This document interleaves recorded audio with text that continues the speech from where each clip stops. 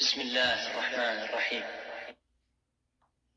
أفحسبتم أنما خلقناكم عبثا وأنكم إلينا لا ترجعون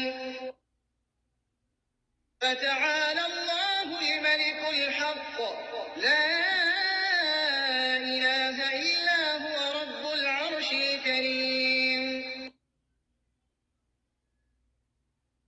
ومن يدع مع الله إلها آخر